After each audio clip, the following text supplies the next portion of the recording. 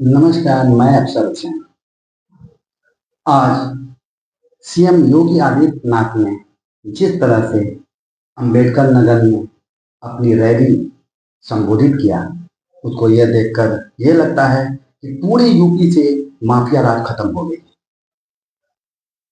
और अगर खत्म हो गई है तो किस तरह से आम जन पर मेहरबान है सरकार।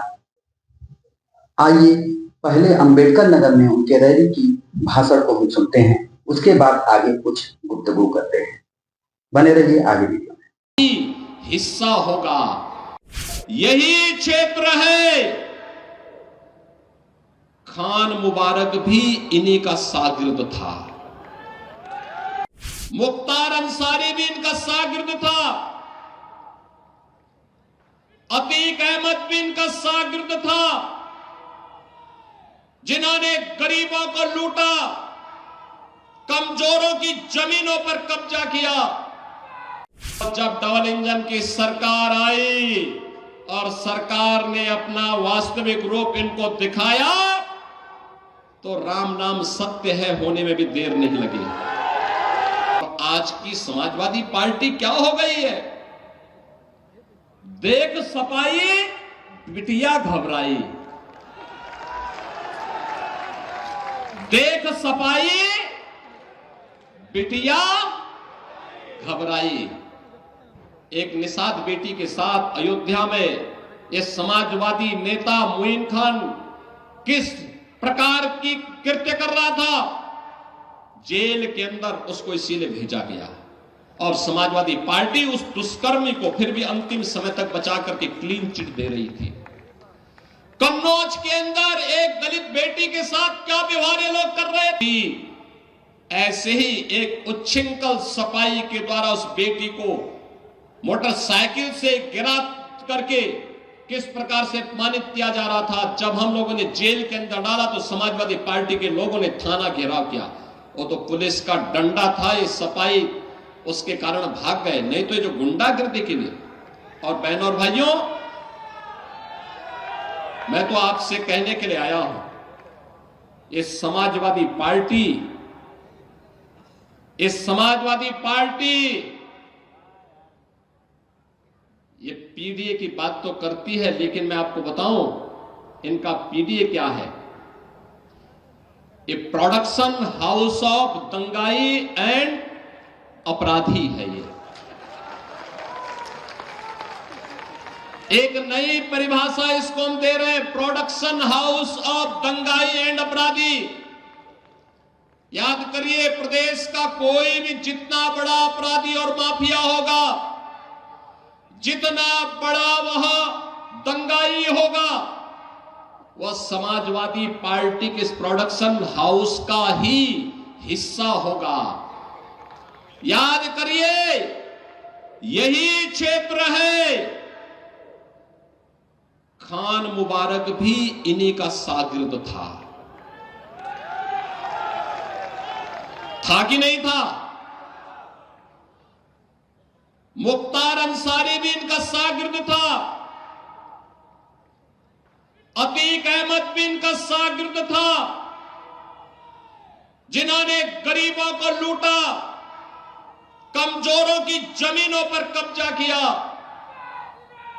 संपत्ति पर कब्जा करके सामाजिक ताने बाने को छिन्न भिन्न करते थे। और जब डबल इंजन की सरकार आई और सरकार ने अपना वास्तविक रूप इनको दिखाया तो राम नाम सत्य है होने में भी देर नहीं लगी।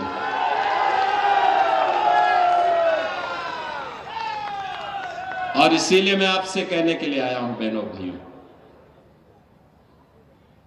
आपसे कहने के लिए आया हूं, भाजपा है जो परिवारवाद नहीं, जातिवाद नहीं, महापुरुषों का सम्मान होना चाहिए। याद करिए, मोदी जी ने बाबा साहब भीमराव अंबेडकर के पंचतीर्थ बनाए। बाबा साहब भीमराव अंबेडकर से जुड़े हुए पंचतीर्थ मोदी जी के कारण बने। और यही नहीं, दुनिया के अंदर सबसे बड़ी प्रतिमा सबसे बड़ी मूर्ति, लौह पुरुष, भारत के अखंडता के शिल्पी, लौह पुरुष सरदार वल्लभ भाई पटेल की सबसे बड़ी प्रतिमा दुनिया के अंदर किसी ने बनाई हो मोदी जी ने गुजरात में साबरमती के केकड़िया में बनवाया है। मैं स्वयं वहां गया था देखने के लिए। बहनों और भाइयों, बाबा साहब भीमराव अंबेडकर को भारत रत्न तब मिला जब भाजपा सरकार को समर्थन कर रही थी। लौह पुरुष सरदार वल्लभ भाई पटेल को भारत रत्न तब मिला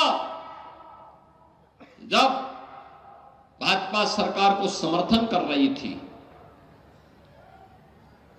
भारत के वीरों और वीरांगनाओं का सम्मान तब हो रहा है जब भाजपा की डबल इंजन की सरकार है। महाराज सुहेल देव को 1000 वर्षों के बाद सम्मान तब मिल रहा है जब भाजपा की डबल इंजन की सरकार है। बहराइच में महाराज सुहेल देव 10वीं शताब्दी में जिन्होंने भारत के गौरव को दुनिया के सामने भारत के शौर्य और पराक्रम को रखा था, उनका पराक्रम इस प्रकार का था कि जब उन्होंने सालार मसूद गाजी को मारा और वह हाल किया था उसका, उस दुर्दांत अपराधी और माफी, उस अपराधी और आक्रांता का, कि अगले 150 सालों तक भारत पर हमला करने का दुस्साहस कोई विदेशी आक्रांता नहीं कर पाया था। यहां की इस पूरी ताकत को, हिंदू राजाओं की ताकत को महाराज सुहेल देव ने एकजुट किया और मथुरा से लेकर के बहराइच, नेपाल की सीमा के अंदर तक उन्होंने सुरक्षा का एक ऐसा पुख्ता जाल बनाया कि एक बार सालार मसूद उसके अंदर घुसा क्या, फिर निकल नहीं पाया। उसके बाद उसकी कब्र ही खोदी गई। और बहनों और भाइयों, महाराज सुहेल देव का भव्य स्मारक हम लोगों ने बहराइच में बना करके तैयार कर दिया। बहुत भव्य स्मारक बना है, भारत के इतिहास के गौरव का प्रतीक। जो सम्मान इस महापुरुष को मिलना चाहिए था वह भाजपा दी है। सपा तो इसलिए नहीं दे रही थी क्योंकि सपा तो नाम भी नहीं लेती, क्योंकि उसको भय है अगर वह सम्मान देगी तो कहीं मुस्लिम वोट न खिसक जाए। अब आप बताओ, क्या हम अपना महापुरुषों का सम्मान करना भूल जाए क्या? क्या हम लौह पुरुष सरदार वल्लभ भाई पटेल को सम्मान देना बंद कर दें क्या? ये लोग तो यही चाहते थे, क्योंकि जूनागढ़ के नवाब और हैदराबाद के निजाम को कैसे धक्का देकर के उन्होंने बाहर किया और कहा नहीं, भारत के गणराज्य का हिस्सा है, ये कोई लौह पुरुष ही कर सकता है। इसीलिए जब हम लोग सरदार वल्लभ भाई पटेल की जयंती मना रहे थे, तब समाजवादी पार्टी जिन्ना जैसे लोगों की जयंती मना रहे थे। इनको जिन्ना प्यारा है क्योंकि वो भारत का विभाजन करवाया था। और इसलिए बहनों और भाइयों, अब तो आपके सामने हम आए गए, धर्म भी है और राज भी है।